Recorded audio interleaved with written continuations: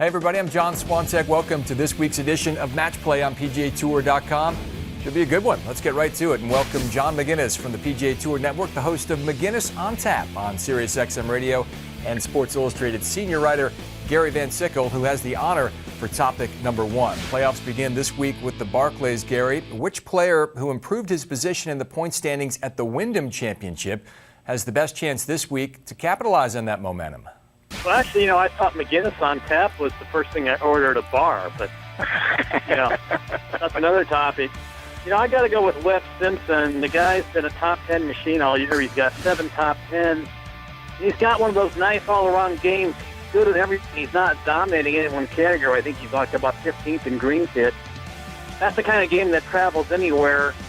And you look at the kind of courses he's played well on, Innisbrook and TPC Louisiana.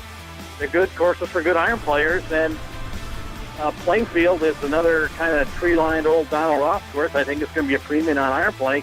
I think it's right in Webb Simpson's wheelhouse. Maginnes, the name of your show is perfect, by the way. Who do you have in mind this week? Well, I've followed Ernie Els a lot at the Wyndham, and I've played with Ernie and covered Ernie for years and years now. I've never seen him hit it better. I've seen him putt better, no question about that. And he still looks a little awkward with the belly putter, but from a simply ball striking standpoint, Ernie is on top of his game. He got it done at Wyndham. I say he gets it done at Barclays. Good insight from Maginnes on Ernie Els, who really rallied in Greensboro. Let's give John topic number one and gets the first swing at the second topic. The Barclays moves to a new course this year, John. Another Donald Ross design, as you mentioned. Which champion has the best chance to win again? Which past champion? I'm going to open it up to guys who won the Barclays pre-playoffs as well.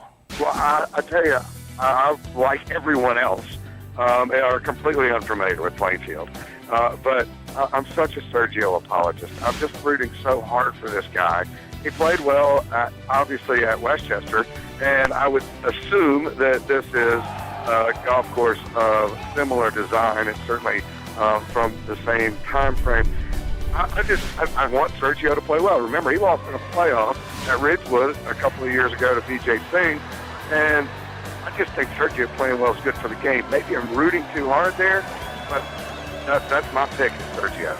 All right, Van Sickle, who's going to take the playoff opener this week in Edison, New Jersey? I think you got to go with the best putter, and if you look at these former champions, there's only one of them who's won this year, and that's Steve Stricker, who's won twice. I got to go with him. He's probably the best putter in the PGA Tour. He may have looked a little low on gas at the PGA after kind of a long season. He's won a couple times. But the sense that he knows the deer bow hunting season is coming up in Wisconsin in another month and a half. He's going to refill his tank, and I'm taking this putting stroke against the field. Maginnes seemed a little hopeful with his Garcia pick. Hard to go against Stricker and Van Sickle. He's played every playoff event and has played every round. Only guy to accomplish that over the last 4 years. His record during the playoffs is phenomenal. So Van Sickle takes topic number two. To square it up, headed to the third topic. It goes first to Gary. Give me a player on the outside looking in, Van Sickle, let's say between 100 and 125 in the point standings, likely to push through this week's Barclays and move into the second playoff event in Boston at the Deutsche Bank Championship. But I'm going to go with one of the smartest guys on tour, who has a sense of urgency due to the bad state of Wall Street. Joe Ogilvy is a disciple of Warren Buffett. He follows the market. He's, in the doldrums like everybody else, like the stock market. He had a great quote last week. He said there's only 2 positions anybody should be in right now, cash and fetal.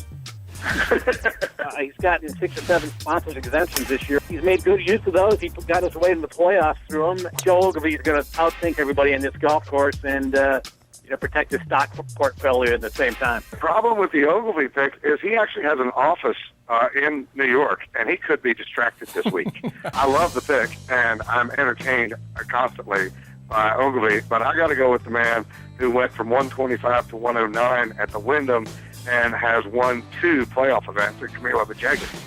Camilo, for whatever reason, just hasn't gotten it done this year. You talk about putting. When his putting is coming around, his ball striking has always been there. He's a swashbuckler, and I don't think that he'll be the least bit anxious with the situation, knowing that he probably needs to finish in the top 12 or so to advance. I'm going with a 2-time winner in the playoffs, Camilo Villegas. Van Sickle's choice of Joe Ogilvy refuted by John Maginnes this week. I like the choice of Camilo Villegas. Like Ernie, had to play well last week to get in, and definitely has the juices flowing at playoff time. So let's give topic number 3 to John Maginnes and a 1-up victory over Gary Van Sickle in this week's edition of Match Play. Thank you, gentlemen.